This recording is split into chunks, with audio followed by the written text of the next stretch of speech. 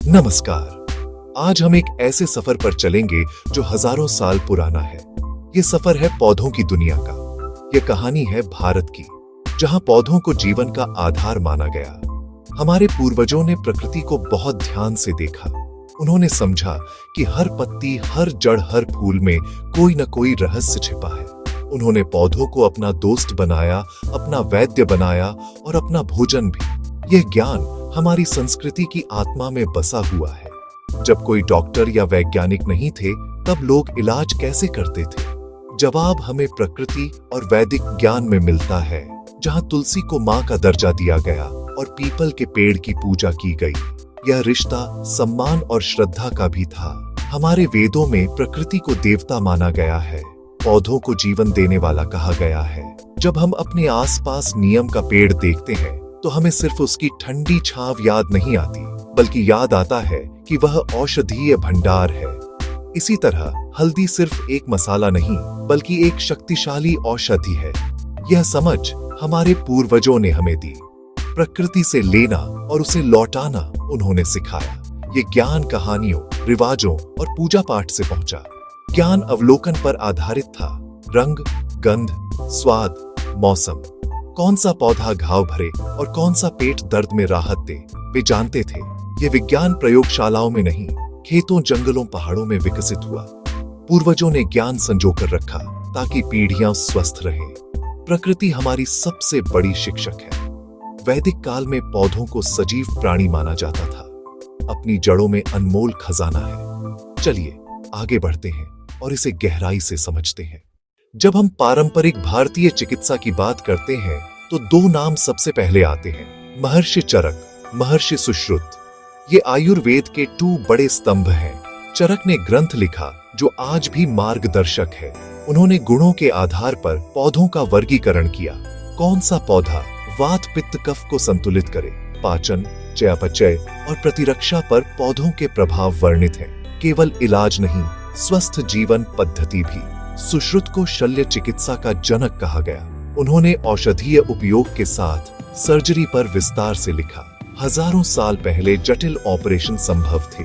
सुश्रुत ने 700 से अधिक औषधीय पौधों का उल्लेख किया। कुछ पौधों का रस रक्तस्राव रोकने में सहायक है। उन्होंने जड़, तना, पत्ती, फूल, फल के गुणों का अध्ययन किया। किस मौसम में संग्रह से प्रभाव अधिक होगा, यह भी बताया। चिकित्सा देह, मन, आत्मा का संतुलन स्थापित करने की कला है। जिस वैद्य को पौधों का पूरा ज्ञान नहीं, वह अच्छा चिकित्सक नहीं बन सकता।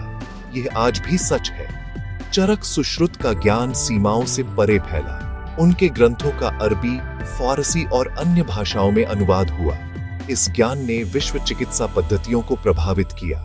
नई दवाओं की प्रेरणा कई बार इन ग्रंथों से मिलती है।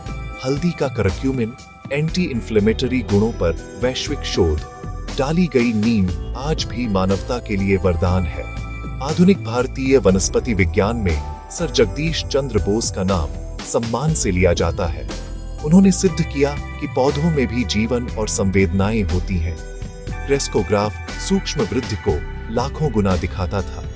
संगीत, रसायन और विष पर भी प्रतिक्रियाएं दर्ज हुई। वैदिक धारणा की वैज्ञानिक पुष्टि, पौधे सजीव और संवेदनशील। उन्होंने भारत में वैज्ञानिक अनुसंधान की नींव मजबूत की। जानकी अम्मल जैसी ध्वजवाहक वैज्ञानिकों ने जैव विविधता और कृषि सुधार में योगदान दिया। भारतीय शोधकर्ता आज भी औषधीय पौधों से नई आशाएं खोज रहे हैं, ताकि भविष्य भी उतना ही हरा भरा हो। जब हम वैदिक ज्ञान और आधुनिक वनस्पति विज्ञान को साथ देखते हैं, पहली नजर में वे अलग लगते हैं। एक तरफ परंपरा, श्रद्धा, अनुभव, अवलोकन। दूसरी तरफ आधुनिक विज्ञान, प्रयोग, डेटा, तर्क। परंपरा पौधों को आध्यात्मिक, भावनात्मक दृष्टि से, विज्ञान जैविक प्रणाली के रूप में। ज्ञान का संप्रेषण भी भिन्न है, पर गहराई से देखें तो समानताएं उभरती हैं। दोनों पौधों को व्यवस्थित समझने और सही उपयोग का लक्ष्य रखते हैं। परंपरा समय, तरीके पर, विज्ञान सक्रिय रसायनों के बदलाव पर प्रकाश डालता है। पहले प्रभाव, फिर कारण। Reverse pharmacology. नीम के एंटीबैक्टीरियल, अश्वगंधा के तनाव रोधी गुण प्रमाणित। यह परंपरा और विज्ञान का सार्थक संवाद है। वनस्पति का ज्ञान हमारी अर्थव्यवस्था, पर्यावरण और समाज से जुड़ा है। ग्रीन इकोनॉमी स्थानीय समुदायों को रोजगार देती है। हॉटस्पॉट की पहचान, नीतियां, जीन बैंक से जैव विविधता सुरक्षित, स्थानीय ज्ञान से वृक्षारोपण, जरूरतें और प्रकृति दोनों संतुष्ट, पारंपरिक प्रेरणा से रसायन घटते, मिट्टी स्वस्थ, भोजन उत्तम, नवीकरणीय ऊर्जा में पौधों की शक्ति। यह साझा मार्ग अधिक न्यायपूर्ण और संतुलित समाज रचता है। जब एक बच्चा तुलसी का महत्व समझता है, जब किसान मिट्टी की सेहत का ख्याल रखता है, जब वैज्ञानिक जड़ी बूटी से जीवन रक्षक दवा बनाता है, तो वे सभी एक ही दिशा में काम कर रहे होते हैं। एक ऐसा भविष्य जहां इंसान और प्रकृति दोस्त है। हमारा अतीत समृद्ध है और वर्तमान संभावनाओं से भरा। परंपरा और विज्ञान एक ही मंजिल की राहें हैं। ये मिलकर हमारी बड़ी चुनौतियों का समाधान कर सकते हैं। अपने घर बालकनी में तुलसी, एलोवेरा, पुदीना लगाएं और उपयोग जानें। बुजुर्गों से बात करें, नुस्खे और कथाएं लिखें। स्थानीय मौसमी आहार अपनाएं, स्वास्थ्य और पर्यावरण के लिए बेहतर।